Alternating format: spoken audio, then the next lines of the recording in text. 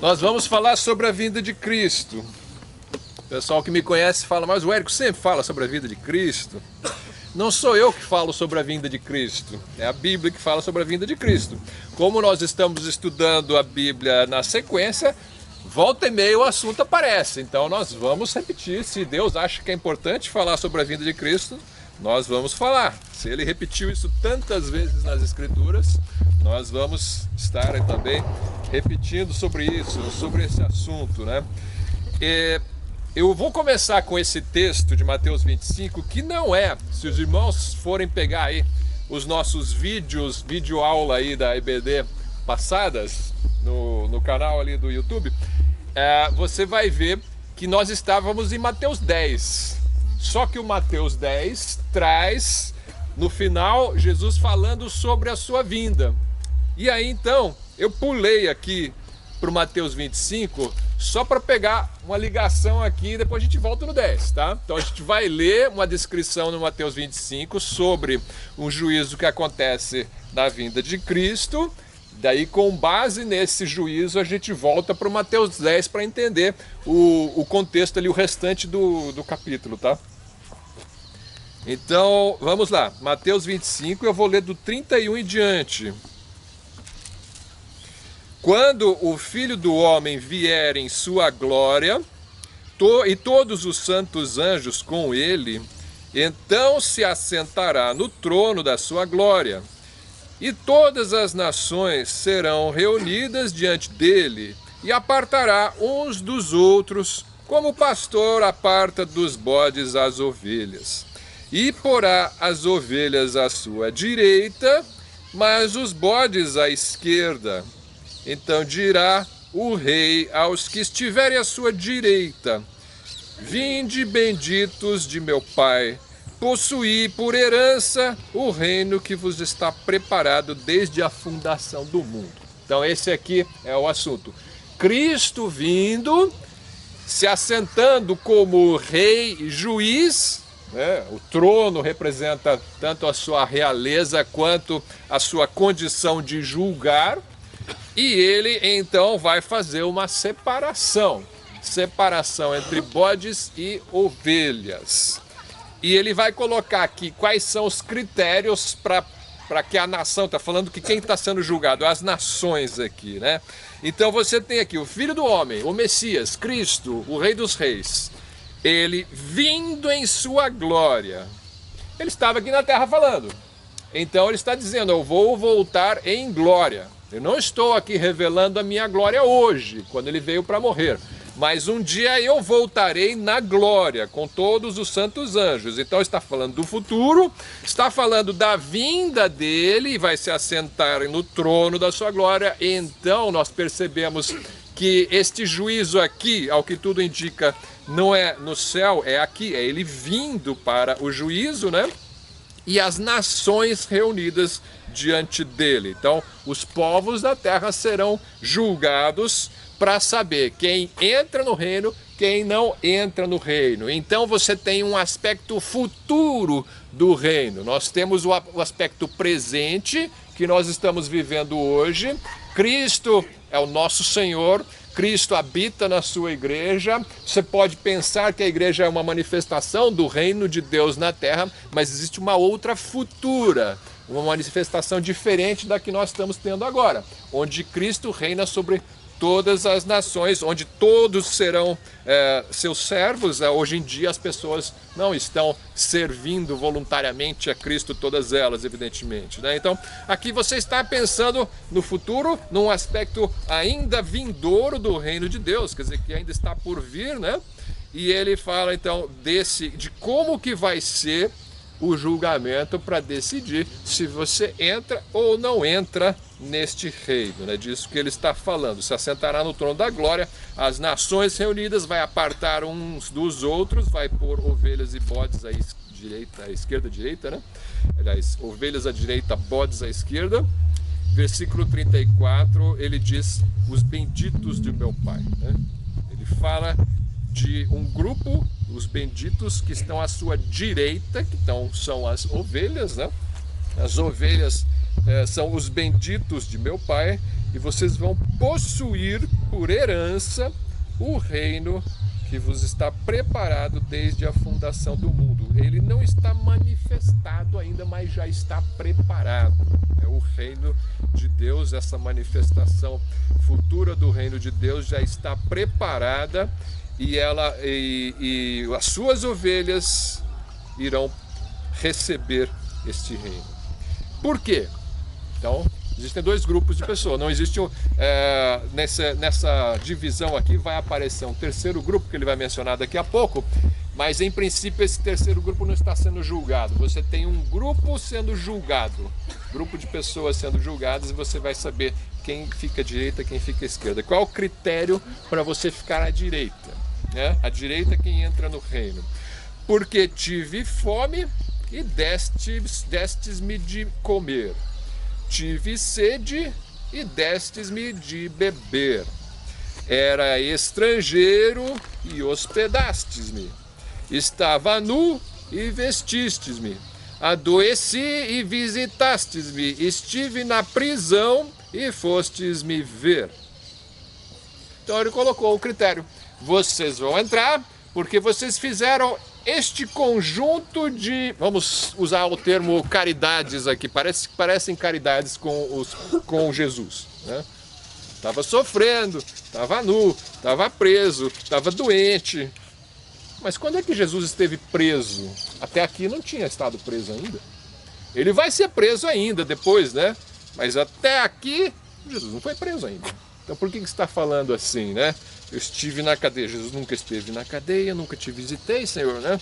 Estava com fome, estava com sede. Ele teve fome no deserto ali, mas quem deu pão para ele foram os anjos, não foi nenhum das ovelhas, né? Então por que ele está falando assim? Então, alimentar quem tem fome, dar de beber a quem tem sede, receber bem os estrangeiros, cobrir quem está precisando de roupa, enfim, cuidar dos doentes, visitar os doentes, né?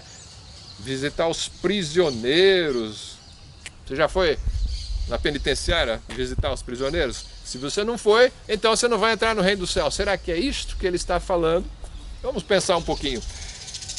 E aí os justos têm as mesmas perguntas. No versículo 37, eles têm certas questões aqui. Ele falou, eu vou entrar no reino. Maravilha. Ele está dizendo por que eu vou entrar. Aí ele começa a ler uma lista de obras ali, e aí as pessoas vão perceber, mas espera aí, eu acho que eu estou fora da lista. Me incluir meu nome por engano, né? Eu acho que eu não... Senhor, então os justos lhe responderão dizendo, Senhor, quando te vimos com fome e te demos de comer? Ou com sede e te demos de beber? E quando te vimos estrangeiro e te hospedamos? Ou nu e te vestimos? E quando te vimos enfermo ou na prisão e fomos ver-te? E respondendo o rei lhes dirá, em verdade vos digo que quando o fizestes a um destes meus pequeninos irmãos, a mim o fizestes. Então aqui eu falei que tinha um terceiro grupo de pessoas, né? Tem um grupo que é chamado meus pequeninos irmãos. Não tinha sido mencionado no começo da revelação aqui, mas agora ele fala, né? Então você tem bodes, você tem o juiz, o Messias, Cristo no trono e os santos anjos. Você tem os bodes à esquerda, as ovelhas à direita. As ovelhas vão entrar no reino porque cuidaram dos pequeninos irmãos. Então, um terceiro grupo de pessoas aqui, os pequeninos irmãos de Jesus. Então, se você cuidou dos pequeninos irmãos de Jesus quando eles precisaram, então você vai entrar no reino dos céus. Claro, ficam aí perguntas, mas quem são esses pequeninos irmãos? E então eu vou procurar eles aí, né? Quem são? Quem que eu tenho que visitar? Quem que eu tenho que dar de comer? Será que são as criancinhas, né? Alguns vão pensar, então, se você ajudar as criancinhas, você vai entrar no reino dos céus. Tem gente que acha que essa é a interpretação correta. Se você fizer caridade às criancinhas que estão precisando, então você vai ser salvo. Isso vai ficar um pouco estranho se você comparar com o resto da Bíblia que fala sobre o Evangelho e quais são o que Deus espera de você para que você seja salvo, mas ele de fato está falando de obras de caridade aqui com um certo grupo de pessoas. Então é importante você entender essa parte, porque o texto foi dado para que você saiba se você está à esquerda ou se você está à direita, né? Mas enfim, vamos continuando aqui a leitura, vamos tentar identificar esse terceiro grupo ao longo da nossa aula, né? E respondendo o rei, então ele disse isso, versículo 41, então dirá também aos que estiverem à sua esquerda, os bodes, né? Apartai-vos de mim, malditos, para o fogo eterno, preparado para o diabo e seus anjos, porque tive fome e não me destes de comer, tive sede e não me destes de beber, sendo estrangeiro, não me hospedastes, estando nu, não me vestistes, e enfermo e na prisão, não me visitastes. Então eles também lhe responderão, dizendo, Senhor, quando te vimos com fome ou com sede, ou estrangeiro, ou nu, ou enfermo, ou na prisão, e não te servimos? Então lhes responderá, dizendo, em verdade vos digo, que quando a um destes pequeninos o não fizestes a mim. E irão estes para o tormento eterno, mas os justos para a vida eterna. Então, está aqui o destino dos dois grupos, né? Este grupo que não fez estas obras tem também os mesmos questionamentos, né? Mas eu nunca fiz mal para Jesus, eu nunca deixei de atender Jesus, então por que é que eu estou sendo condenado, né? Evidentemente que eles têm essa mesma questão, essa mesma pergunta, e a resposta é a mesma. Existe um grupo de pessoas aos quais você deveria ter atendido e não atendeu, e por causa disso você está sendo condenado. Um comentário aqui a respeito do versículo 41, quando ele fala para o fogo eterno, preparado para o diabo e seus anjos. Tem gente que acha que o diabo é um meio irmão de Jesus, assim, que ele não é inimigo de Deus, que ele é só um ser no mesmo nível que Jesus e que é usado para certos propósitos divinos, né? Deus usa ele para testar a fé dos homens, vamos dizer assim. Vai usar o livro de Jó ali para dizer, olha só, quando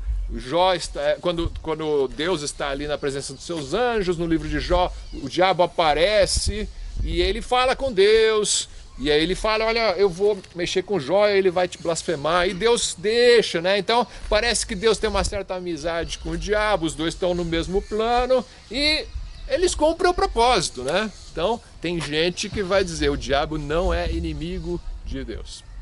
Isso é mentira. Se não fosse inimigo, ele não seria lançado no lago de fogo para ser atormentado por todos os séculos, né? Então, ele é sim o inimigo de Deus, ele é nosso adversário, né? Satanás é o nosso adversário, é isso que o nome dele significa, na verdade, né? E ele é também inimigo de Deus, ele se opõe a Deus, apesar de que ele está sujeito à autoridade de Deus, sim, ele não age além do que Deus permite, realmente. Você tem Satanás, às vezes, cumprindo, sim, propósito de Deus para revelar o que está no coração de Jó. Até o Satanás está debaixo da autoridade de Deus, mas ele não é parceiro de Deus, ele não é irmão de Jesus, ele não está no mesmo nível. Também você não pode pensar que ele é um Deus do mal, vamos dizer assim, né? Um Deus do mal está no mesmo nível de força com Deus, só que eles se opõem, né? E eles estão numa queda de braço e para ver quem que vai ganhar. Não é isso, ele não tem nem comparação com o poder e a autoridade de Deus, só que Deus permite que ele haja na atualidade, porque Deus tem um plano com isso, né? De deixar essa liberdade para que ele opere com certos limites, mas que também ele possa, ele vai ser castigado, né? Então o inferno criado para o diabo e seus anjos, mas por outro lado é para lá que os homens ímpios vão, né? É para lá que o texto fala que eles irão. Então aí temos um outro ponto. Tem muitos pregadores que vão dizer que você não deve falar sobre o inferno, porque essa é uma mensagem que ela é aterrorizante e ela vai mais afastar as pessoas do amor de Deus do que aproximar. Por quê? Ou a pessoa vai fugir, não quer saber disso porque essa mensagem é horrorosa, ou ela vai querer se aproximar pelos motivos errados, ou seja, por medo de ir para o inferno, né? Então, você não deve falar. Fale sobre o amor de Deus, fale como é gostoso você estar na presença de Deus, como é maravilhoso você ter Deus como Pai, e a sua qualidade de vida vai aumentar e coisas desse tipo. Olha, é verdade, é maravilhoso ter Deus como Pai, estar aproximado do Senhor. Só que, se Jesus falou, nós vamos falar também, né? Então, se Jesus fala com estas palavras a respeito do inferno, eu vou falar também com as mesmas palavras a respeito do inferno. Porque cá entre nós, você vai buscar o Salvador se você entender que está perdido. Se você não perceber que está perdido, você não vai buscar o Salvador. Você vai buscar uma religião, talvez, um ambiente social, bons valores para a sua família, né? Você vai procurar a igreja onde você se sinta melhor, vamos dizer assim, né? Isso é gostoso. Só que isso não salva ninguém, né? O que salva a pessoa é o Salvador, Jesus Cristo. Se você não se achega a Ele como seu Salvador, então você não pode ser salvo. Você não sabe que precisa ser salvo. Então, na verdade, nós corremos para Jesus porque entendemos que estávamos perdidos. Estar perdido significa estou indo para o inferno se eu não tiver Jesus. Ele é o Salvador. Então, esta é a revelação que Jesus está dando. Se você não fez isso comigo, você está rejeitado. Fez o quê? Essas coisas boas comigo. Só que comigo quem? Tem um representante, tem um grupo representante dele aqui, que são os pequeninos irmãos. Você faz com os pequeninos irmãos aquilo que você faria com Jesus. E aí, se você faz com aquilo, Jesus vai te receber na glória. E você vai estar no grupo das ovelhas e vai ser salvo. Se você não fizer, se você não receber, então você vai estar no grupo dos bodes que são caminhados para o inferno, o fogo eterno, o tormento eterno. Então tem um contraste muito claro entre justos para a vida eterna e os ímpios para o tormento eterno. E a pergunta é, em qual dos dois grupos você vai estar? Essa é a pergunta de $1 milhão, né? A pergunta mais importante da sua vida. Eu estou entre os bodes ou estou entre as ovelhas? Ou, quem sabe, entre os pequeninos irmãos, né? Vamos tentar, então, ver como é que isso funciona. É um texto que é assustador para os bodes, deveria ser, né? Um bode lendo isso deveria se assustar com um texto desse, né? Será que eu sou? Isso aí, nenhum problema em você fugir da condenação por medo inicialmente. Não é essa a única motivação, de forma alguma. Mas ela também faz parte da revelação. Então, voltando em Mateus 10, vamos tentar entender o Mateus 10 e o Mateus 25 juntos, né? Pega lá Mateus 10, vamos ler do 22 em diante, para entender, então, quem são os pequeninos irmãos. Mateus 10, 22... falando para os discípulos, né? Jesus falando para os seus discípulos. E odiados de todos sereis por causa do meu nome. Mas aquele que perseverar até o fim, esse será salvo. Quando, pois, vos perseguirem, não é se perseguirem, tá? Não é se eles vos perseguirem, é quando vos perseguirem. Né? Quando vos perseguirem nesta cidade, fugir para outra. Porque em verdade vos digo que não acabareis de percorrer as cidades de Israel sem que venha o Filho do Homem. Então, eu tinha comentado da outra vez que essas palavras são difíceis porque eles percorrem a Palestina, ali a Israel, né? De cidade em cidade falando sobre o Evangelho, e ele diz que eles não vão terminar de percorrer as cidades antes que venha o Filho do Homem. Isso é misterioso, né? Porque, como assim? Jesus não veio ainda, eles não terminaram de percorrer, né? Então isso provavelmente tem um cumprimento lá no passado, né? O primeiro cumprimento lá no passado que nós discutimos, mas eu creio que também aponta lá para o futuro. Às vezes os textos têm duplo sentido na Bíblia, né? Os textos proféticos. Eu creio que ele tem um cumprimento ali naquela época, mas ele tem também um cumprimento ali no futuro. Porque ele está falando da vinda do Filho do Homem. A vinda do Filho do Homem, nós acabamos de ler sobre a vinda do Filho do Homem, quando o Filho do Homem vier na sua glória, né? Então, eu creio que este grupo dos pequeninos irmãos são os discípulos de Jesus nos últimos tempos. Aqueles levantados para pregar o evangelho às nações nos últimos tempos.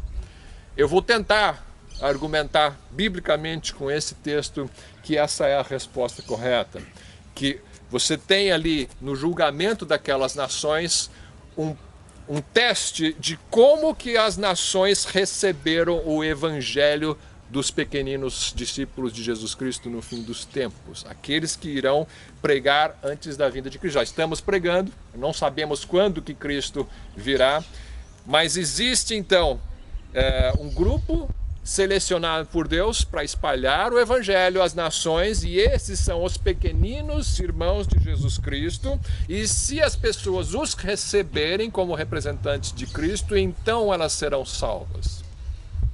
E aí o contexto do fim dos tempos é de perseguição. O contexto do fim dos tempos é de prisão para os discípulos de Jesus Cristo. É de nudez, é de fome, é de cadeia, pouco antes da vinda de Cristo. Então os que estiverem fazendo isto e os que forem até eles para recebê-los, então esses serão salvos. Vamos ver como que isso é explicado nesses textos aqui. E eu creio que, minha posição pessoal, que um grande avivamento virá da nação de Israel, levantar muitos cristãos israelitas para pregarem o evangelho nos últimos tempos. Por isso a linguagem israelita que você encontra nos evangelhos, ela funciona também no fim dos tempos. Vamos lendo aqui o texto na sequência, então, nós vimos 22, 23, vamos ver o 24. Não é o discípulo mais do que o mestre, nem o servo mais do que o seu senhor. Basta ao discípulo ser como seu mestre, e ao servo como seu senhor. Se chamaram Belzebu ao pai de família, quanto mais aos seus domésticos. Belzebu, você pode entender como sendo um outro nome para o diabo, né? Se disseram que Jesus era endemoniado, que ele fazia sinais pelo poder de Belzebu e não de Deus, então por que é que vocês, discípulos de Jesus, estão tão preocupados com a sua reputação, né? Se as pessoas vão receber bem vocês ou não. Você não sabe se eles vão receber bem ou não, mas vai e fale. Ele está preparando discípulos para a missão, para a pregação. Então ele está preparando o coração deles para a reação das pessoas. As pessoas não vão reagir muito bem, em geral, com relação à sua palavra, com a sua pregação. Eles vão achar que se eles fizerem mal para vocês, eles estão fazendo um bem para a humanidade. Tá?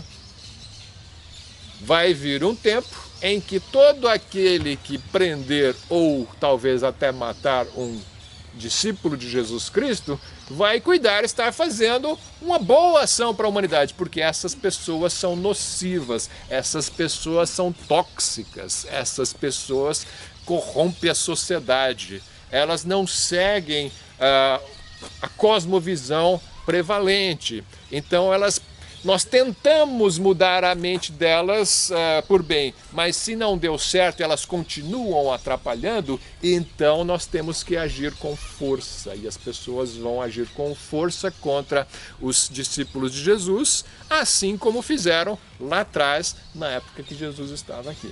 Então, esse contexto, esse ambiente, esse clima da época da primeira vinda de Cristo, nós podemos esperar que se repita próximo à segunda vinda de Cristo.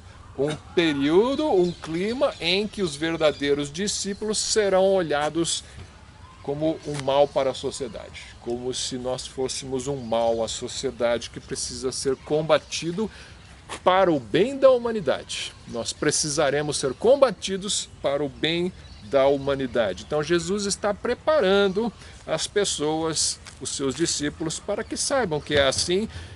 Vocês vão ver o que vão fazer comigo. Ele está falando para eles. Vocês já viram um pouco, já viram que eles me chamam de Beelzebu, né? Mas eles ainda vão fazer pior. Então, se eles tratam assim o mestre, você não é maior que o mestre, né? Então, por que você acha que você tem que ser melhor tratado do que Jesus, né? É difícil ouvir essa palavra, né? Quando a gente se junta a um grupo, a gente não quer ser ameaçado. E aí você tem um grupo de pessoas se juntando a Jesus, formando um grupo, e ele está ameaçando, entre aspas, assim, né? Olha, o que vem é isso aqui, né? Não é fácil ser crente, tá? Salvação é de graça, pela fé, mas não é fácil ser crente, tá? Ser um discípulo verdadeiro de Jesus exige renúncia, né? E renúncia à própria vida, é disso que ele vai tratar nesse capítulo. Então, continuando a leitura, versículo 26, portanto, não os temais. A questão aqui é medo. Não tenham medo dos homens, porque nada há encoberto que não haja de revelar-se, nem oculto que não haja de saber-se. O que isso significa? Versículo 27 quer dizer, o que vos digo em trevas, escondido, né? Dizei-o em luz. E o que escutais ao ouvido, pregai-o sobre os telhados.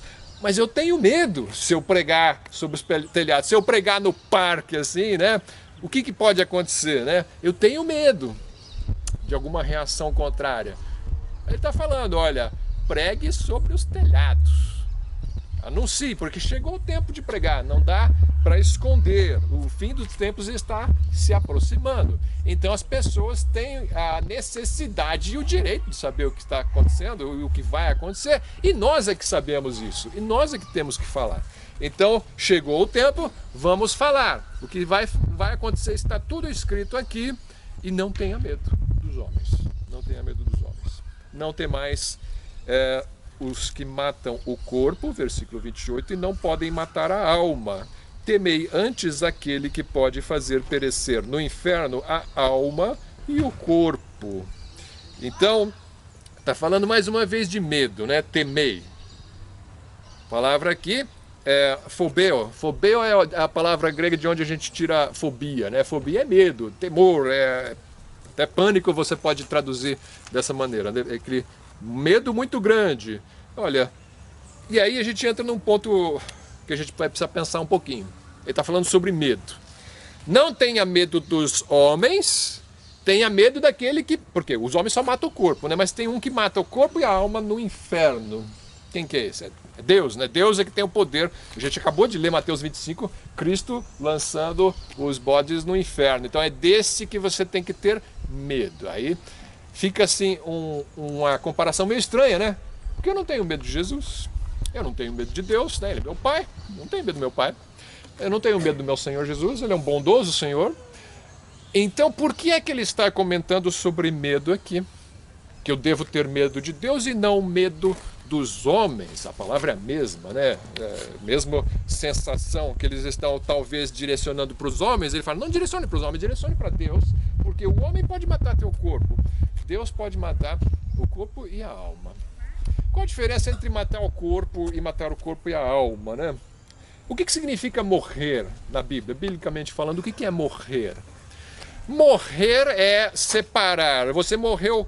O corpo morto é o corpo que foi separado da parte espiritual, né? Então você tem uma parte material e uma parte imaterial no ser humano, ou um corpo e um espírito ou uma alma.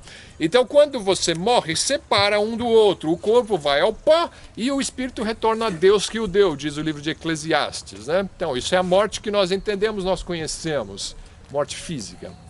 Morte espiritual na Bíblia também é uma separação. É a separação da sua alma com o espírito do seu Criador.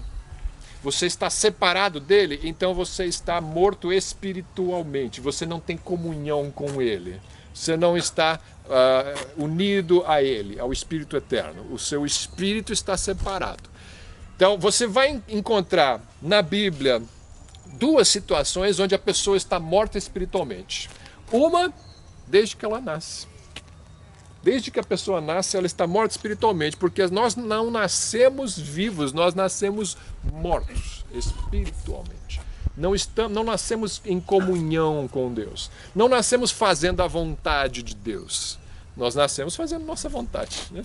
Então, você vai estar num estado de separação até um momento na sua vida onde você tem capacidade intelectual para isso. Não, um bebê não tem essa capacidade, mas até um certo momento na sua vida você adquire uma capacidade intelectual de tomada de decisões e de compreender a verdade. Então, as pessoas têm essa capacidade de escolha. E você chega então nesse ponto em que você precisa escolher. Você precisa escolher se você vai ser um discípulo de Jesus Cristo e vai temer a Deus e escolher Jesus, ou se você vai temer aos homens e manter-se longe de Jesus.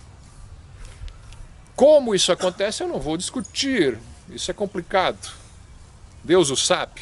Mas que nós tomamos uma decisão, nós tomamos.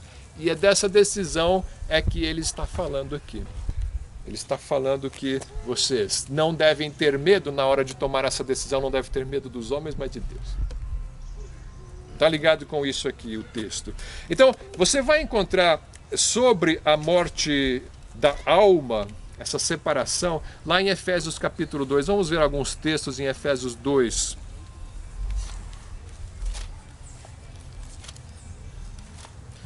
Efésios 2, versículos 1, por exemplo. Eu falei que você nasce morto, né? Efésios 2, 1 fala aqui, ó, e vos vivificou, estando vós mortos em ofensas e pecados, em que no outro tempo andastes, segundo o curso deste mundo, segundo o príncipe das potestades do ar, do espírito que agora opera nos filhos da desobediência. Esse príncipe é Satanás. Nós andamos segundo Satanás. Esse aqui é o homem natural. Isso aqui não é um homem especial. Esse é o cara muito ruim assim. Não, isso aqui somos nós, antes de conhecermos Jesus. Entre os quais todos nós também antes andávamos, até o apóstolo Paulo, todo mundo. Todos andam no espírito do príncipe da potestade do ar. Todos andam segundo Satanás. Não tem um que nasce puro e separado de Satanás. Todos nascem e andam conforme o curso do príncipe da potestade do ar, entre os quais todos nós também andávamos nos desejos da nossa carne, fazendo a vontade da carne e dos pensamentos, e éramos por natureza filhos da ira, como os outros também. Não tem um pior do que o outro. Todos éramos filhos da ira, andávamos conforme aquilo que queríamos fazer e não conforme a vontade de Deus. Então esse é um morto. Esse é o morto espiritual. Está vivo fisicamente, a alma está junto do corpo, mas a alma está separada do Criador. Então, ela está morta. Ela está morta. Essa aí é a morte espiritual. Nós nascemos mortos. Separação. Versículo 12. Ou, naquele tempo, estáveis sem Cristo, separados da comunidade de Israel e estranhos às alianças da promessa, não tendo esperança e sem Deus no mundo. Todas as pessoas estão sem Deus no mundo até a hora em que você nasce de novo, ou até ela ser vivificada. Então, um corpo morto, ele pode ressuscitar, ele vai ressuscitar no último dia. Deus um dia vai ressuscitar os mortos que serão julgados. A alma morta também pode ser vivificada. Você vai ver isso no versículo 4. Mas Deus, que é riquíssimo em misericórdia, pelo seu muito amor com que nos amou, estando nós ainda mortos em nossas ofensas, nos vivificou juntamente com Cristo. Pela graça sois salvos. Versículo 8. Porque pela graça sois salvos por meio da fé. Isto não vem de vós, é dom de Deus. Não vem das obras para que ninguém se glorie. Então aqui está o segredo da vida. Você nasceu morto e precisa ser vivificado. Como que eu sou vivificado? Se eu crer pela fé de graça. Não há nenhuma obra que você possa fazer para ser salvo, porque mortos não são salvos por si mesmos, eles precisam ser vivificados. Deus tem que soprar vida espiritual dentro de você, senão você continua morto, tá? Então, precisa de fé. Precisa de fé. Graça e fé. É o poder de Deus que vivifica os mortos. Então está na vontade de Deus. Esse é o aspecto maior. Deus quer te salvar e Ele tem o poder de salvar e Ele te vivifica e você crê no Evangelho e você abraça aquela verdade para si. Então, mas, por outro lado, você tem essa chance durante a vida de fazer isso. Então você nasce vivo fisicamente, morto espiritualmente. Um dia, durante o longo da sua vida, você tem que ter um momento em que você vai renascer ou nascer de novo espiritualmente. Você vai estar vivo fisicamente e vivo espiritualmente. Vai chegar um tempo que você vai ser morto fisicamente. Seu espírito, se estiver vivo, ele está com Deus. Agora, se ele terminar essa vida morto espiritualmente, aí não tem reencarnação, aí não tem segunda chance, aí não tem purgatório, aí não tem nada. Aí tem o lago de fogo. Então, ali é a segunda morte. Ali é a segunda morte espiritual. Onde um morto espiritualmente vai ressuscitar fisicamente para ser julgado e vai ser lançado vivo no lago de fogo, onde ele estará perpetuamente separado de Deus, morto espiritualmente por toda a eternidade. Esta é a revelação bíblica que nós lemos verso a verso. Então, com isso nós não vamos argumentar. Um dia um aluno meu do ITA veio comentar sobre isso. Ele queria saber, ele era ateu, né? Bastante inteligente, mas aí ele começou a ler uns textos meus, ele veio começar a conversar comigo, né? Ele começou a falar, eu estou começando a acreditar em Jesus, não sei porquê. Aí, não consigo entender porquê, mas eu leio as coisas na Bíblia e eu começo a acreditar. Só que chegou num ponto, Mateus 25, o texto que nós lemos aqui. E eu queria saber se é isso mesmo, assim, a pessoa vai para sempre ser atormentada? Aí eu abri o texto com ele, olha, lê aí Mateus 25. Tormento eterno e vida eterna. Mas não dá para ser assim, você sofre um tempo e depois desaparece? Facilita a nossa vida, né? Mas, assim, olha para o texto, eu não vou mexer com o texto. O texto coloca dois grupos, um que vai para a vida eterna e outro para o tormento eterno. O que você quer que eu diga, né? Mas assim não parece justo. Olha, mas isso aí você discute com Deus. Isso não é comigo, não. Eu só estou te mostrando o texto, não fui eu que inventei isso daí, né? Então, quem gosta de filosofar, vá filosofar com Deus. Eu estou apenas mostrando o que está escrito no texto. E aí você entende o tamanho da santidade de Deus e o tamanho da ofensa que é você pecar contra Deus, né? Esse Deus infinito. Bom, mas enfim, nós temos aqui, existe chance de você ser vivificado quando você está vivo fisicamente. Morreu fisicamente, acabaram suas chances de ser vivificado espiritualmente, tá? Vamos voltar então no Mateus 10. Ele está falando sobre medo, né? Bom, o medo em Mateus 10, não tenha medo dos homens, porque eles só matam o corpo. Tenha medo de Deus, que ele mata o corpo e a alma. E aí fica a pergunta, mas eu tenho que ter medo de Deus? Vamos tentar responder da seguinte maneira. Vamos comparar, então antes de ir para o Mateus 10, vamos comparar com 1 João. Eu falei que eu não tenho medo de Deus, né? Então acho que eu vou ficar de fora do reino, né? Porque ele falou que você tem que ter medo. Por que eu não tenho medo de Deus? Por que eu não tenho medo de ir para o inferno? Não tenho, não é arrogância, não sou melhor que ninguém. É porque existe uma revelação bíblica que diz que não preciso ter medo. 1 João 5, 11 a 13, não o Evangelho de João, mas a primeira epístola de João, lá no fim da Bíblia, capítulo 5, versículo 11, e o testemunho é este.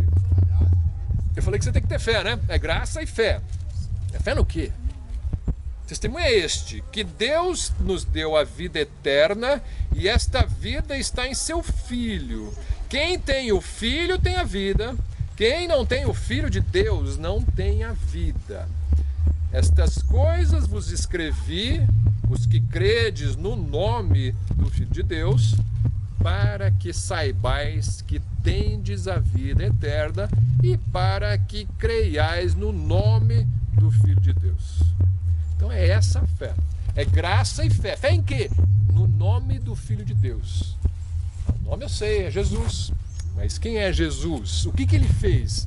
Ele morreu pelos nossos pecados, conforme as Escrituras, e ressuscitou ao terceiro dia, conforme as Escrituras. Ele paga pelos nossos pecados, para que nós não precisemos pagar. Então, se você crê nisso, se apega a isso e confia nisso para a tua salvação, então você está no reino. Então você é vivificado. Então não precisa ter medo. Então não precisa ter medo. Eu sei que não precisa ter medo, porque o 1 João 4,14 diz: e vimos e testificamos que o Pai enviou seu Filho para Salvador do mundo. Qualquer que confessar que Jesus é o Filho de Deus, Deus está nele e ele em Deus. Mesmo que você não sinta, não saiba, mas está escrito. E nós conhecemos e cremos no amor que Deus nos tem. Então eu não tenho medo. Se ele me ama, eu vou ter medo por quê? Deus é amor. E quem está em amor está em Deus, e Deus nele. Nisto é perfeito amor para conosco, para que no dia do juízo tenhamos confiança, porque qual ele é, somos nós também neste mundo. No amor não há temor. A palavra aqui é a mesma fobeu que está lá no Mateus 10, que Jesus diz: vocês têm que ter medo de Deus. E aqui está dizendo: não tem medo, não tem medo. Nisto é perfeito amor, e diz o versículo 18, no amor... Não, vamos ver o 17. Nisto é perfeito amor para conosco, para que no dia do juízo nós tenhamos confiança, porque qual ele é, somos nós também neste mundo. No amor não há temor. Antes, o perfeito amor lança fora o temor, porque o temor tem consigo a pena, e o que teme não é perfeito em amor. Nós o amamos porque ele nos amou primeiro. Nós o escolhemos porque ele nos escolheu primeiro. Então, não tenho medo. Não tenho medo do juízo. Ele fala aqui do dia do juízo, ele fala, o termo que ele usa é juízo mesmo. No dia do juízo eu vou ter confiança. Não tenho medo nenhum de ser condenado. Quem teme não é perfeito amor. Então você não precisa ter medo da condenação de Deus. Muito claro nas Escrituras isso. Então, se eu não preciso ter medo, se eu confio em Jesus, no dia do juízo eu não tenho que ter medo da condenação, então por que Deus fala para os discípulos para eles terem medo de Deus que pode condenar, lançando no inferno? Eu entendo que isso quer dizer que existe um momento de você tomar essa decisão. Se você não tomou essa decisão, tem que ter medo sim, porque ele pode lançar no inferno. Ele pode condenar e lançar no inferno. Ele é o juiz, você tem que ter a consciência de quem é o juiz. Então, se você vive como se ele não fosse e você não crê nele, é bom que tenha medo. E não medo dos homens. Então, vai chegar um momento em que você tem que tomar uma decisão em que você vai ou seguir o curso deste mundo e agradar os homens e receber a aprovação dos homens, ou seguir o curso de Cristo e agradar a Cristo e receber a reprovação dos homens, mas a aprovação de Deus. Se você toma essa decisão e você passa a ser um discípulo de Jesus Cristo, então aí não há mais medo. Aí há um temor no sentido do respeito, no sentido de não querer desagradar a Deus, de querer obedecê-lo, de você não querer se afastar dele, mas você não tem medo da condenação. O respeito, o temor a Deus nesse sentido você vai ter. A fobia, o pânico, o terror, isso não. Não existe terror para um discípulo verdadeiro de Jesus Cristo, um filho de Deus, de um pai amoroso. Que filho tem terror por causa de um pai amoroso, né? Então isso não pode acontecer. Então, voltando a Mateus 10, né, para entendermos o restante do capítulo, já dentro desse contexto, a gente vai perceber que ele está falando dessa decisão, sim, de você seguir como um discípulo verdadeiro de Jesus. Então, o Mateus 10, versículo 29, não se vendem 2 passarinhos por um asse? Um asse é a 10ª parte de uma dracma. Não ajudou muito, não, mas a dracma é a moedinha que é paga para diarista na época. Então, o diarista, um trabalho de diarista, homem ou mulher, né, ganha uma moeda, uma dracma. O dízimo da dracma, vamos dizer assim, o 10% da dracma é o valor de um asse. Esse é o valor de um passarinho ali, né? Eles vendiam 2 passarinhos, né, por 1 asse. E nenhum deles cairá em terra sem a vontade de vosso Pai. E até mesmo os cabelos da vossa cabeça estão todos contados. Por que está falando isso? Porque não temais, pois mais valeis vós do que muitos passarinhos. Eu sei que hoje em dia é ofensa gravíssima você matar um passarinho, mas o ser humano vale muito mais do que passarinhos. E ele está dizendo, olha, então não tenha medo das pessoas. Ah, eles vão me matar. Só mata se Deus quiser, tá? Pode ficar tranquilo. Só vai para a cadeia se Deus quiser. E aí ele tem um plano com isso. Seus cabelos estão contados. Nem o fio do cabelo cai se Deus não quiser. Então, ele está usando essa comparação para você não ficar com medo dos homens. Porque a missão é difícil. A missão do discípulo de Jesus Cristo em contextos de perseguição é complicada, né?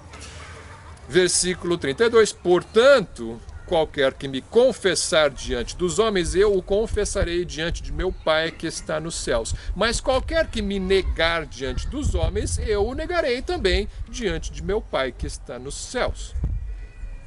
Vocês percebem que aqui ele não está falando de uma coisa suave, ele está falando de uma decisão definitiva. Eu não quero seguir Jesus Cristo, porque senão vai ficar ruim para mim.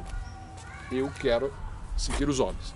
Então, cuidado com isso, porque lá no dia do juízo eu vou falar a mesma coisa.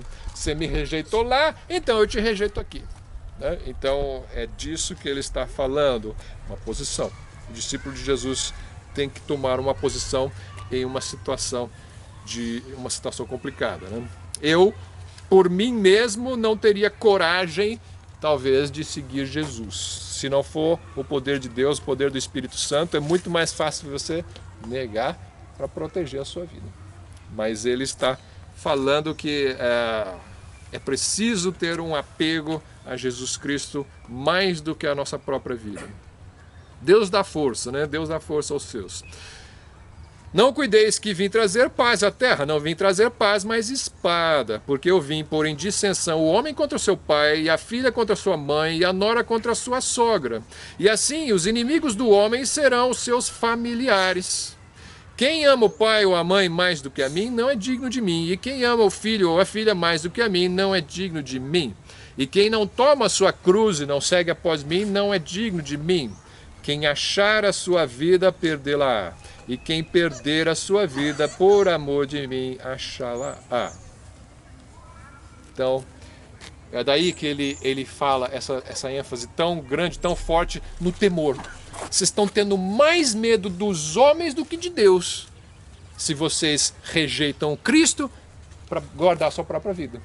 Então você precisa assumir a sua confissão de filho de Deus, de discípulo de Jesus Cristo, até as últimas consequências, né?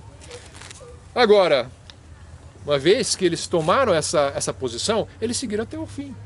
Eu não creio que eles passaram o resto aí da vida agora com medo de Deus. Não. Os discípulos, você vai ler a história deles no livro de Atos e tudo mais, eles são intrépidos e eles estão sempre com Cristo e alegres. Tem seus momentos de falha como qualquer homem, mas não é esse pânico. O pânico foi para um que não se apegou a Cristo, que foi Judas Iscariotes. Judas Iscariotes ouviu tudo isso. Ele poderia, junto com os outros, ter se temido mais a Deus do que os homens, mas ele preferiu temer mais aos homens do que a Deus. E o destino dele foi certo. Então, esse é o momento que uma escolha que cada um tem que fazer uma vez na sua vida. O resto é confirmando, o resto é buscar forças em Deus para seguir Jesus. Mas aquele ponto na sua vida em que você crê e abraça a fé cristã, isso tem que ser feito com toda a convicção. É a convicção que o Espírito Santo coloca no seu coração, no lute contra o Espírito de Deus. E aí a gente tenta responder a pergunta inicial só para encerrar. Quem são os meus pequeninos irmãos? Eu disse que eu creio que são os discípulos. Por que eu creio que os pequeninos irmãos do Mateus 25 são os discípulos? Porque ele diz, quem der comida, quem der água, quem visitar na prisão, esses meus pequeninos irmãos, vai entrar no reino, certo? Veja o final do capítulo 10. Versículo 40. Quem vos recebe, a mim me recebe. E quem me recebe a mim, recebe aquele que me enviou. Quem recebe um profeta na qualidade de profeta, não é só porque deu água para um profeta. O profeta está com sede, eu dei água. Mas eu dei água na qualidade de profeta. Eu reconheço que ele é profeta. Eu recebo a mensagem dele como profeta. Quem recebe um profeta em qualidade de profeta, receberá galardão de profeta. Você vai para o mesmo reino de Deus que o profeta. Porque você recebeu a palavra do profeta. E quem recebe um justo na qualidade de justo, você olha para um discípulo de Cristo, você não fala que ele é de Beelzebul, ele é de Deus. Então, você vai receber galardão de justo.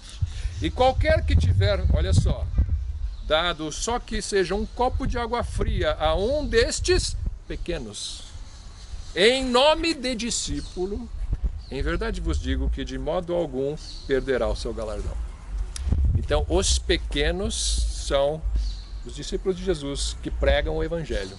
Se você recebe o Evangelho dos discípulos de Jesus, você vai também ser um deles e você vai ser coroado com a recompensa do reino de Deus. Então, essa é a nossa posição privilegiada. Aqueles que já desde agora tomam essa posição já entram nesse grupo, no grupo separado, né? O grupo que é dos pequeninos irmãos de Jesus Cristo. Então, que privilégio, né? Que privilégio nós temos de poder fazer parte de um grupo desses pela fé, de um presente de Deus para a nossa vida, que é o seu Filho Jesus. Oi? É interessante que aquele grupo que Jesus fala de obra de justiça, aquele grupo que não pertence a ele, qualquer coisa que poderia ser considerado como justiça, para Deus tem valia não teve valor nenhum. E o que está em Cristo, mesmo que seja a coisa mínima, é considerado por Deus. Nada é considerado se você não está em Cristo. E tudo que você fez em Cristo é considerado. Algum vai dizer, mas não é justo. Por que você acha que não é justo? Pensa bem, estamos falando de um julgamento, né? Julgamento. Uma pessoa vai ser julgada por um crime que cometeu. Imagine uma pessoa, ele assassinou 10 pessoas. Ele chega perante o juiz. Você vai ser condenado porque você assassinou 10 pessoas. Ele fala, mas eu também dei água para as crianças. O que você acha que você vai contar? Você acha que vai sair da cadeia porque você deu água para a criança? O outro não. O outro não está debaixo de julgamento porque seus pecados foram perdoados. Ele não está com culpa nenhuma no cartório. Ele chega perante o juiz. O juiz fala, você está com a ficha limpa. Além disso, ainda deu água para os meus irmãos. Eu vou te dar uma recompensa. Você acha que tem recompensa para o assassino só porque ele deu água para alguém? Não tem. Mas para aquele que é justo, tem. Então, se você é justificado por Deus pela fé em Cristo e você faz obras de justiça, você vai ser recompensado no reino. Se você não está em Cristo, nada do que você faz vai contar. Porque você está ainda debaixo de dívida. Ainda que desse todo o meu dinheiro para os pobres, se eu não tivesse amor, nada seria. Né? Amor de Deus vem pela fé em Jesus Cristo. É isso. Né? Amém, irmãos? Vamos orar? Senhor Deus, louvado seja o teu santo nome pelo teu evangelho, pela tua graça, pelo teu Filho Jesus, que veio fazer toda aquela obra maravilhosa na cruz para que nós tivéssemos isso, essa recompensa disponível de graça para nós pela fé, Senhor. Obrigado porque nós podemos proclamar isso livremente aqui no parque, Senhor. Que o teu nome seja exaltado, que o teu povo seja fiel ao Senhor, que nós possamos demonstrar obras de justiça para as pessoas, para a glória do Senhor, Deus, e para que também as pessoas possam perceber que existe vida espiritual em nós. Abençoa cada um dos que estão aqui presentes, aqueles também que faltaram, Senhor, que o Senhor esteja com eles, alguns doentes, alguns sem condições de vir no parque, Senhor, que o Senhor esteja com cada um dos teus hoje, abençoa-nos durante o dia e logo mais no culto à noite também. Em nome de Jesus, amém.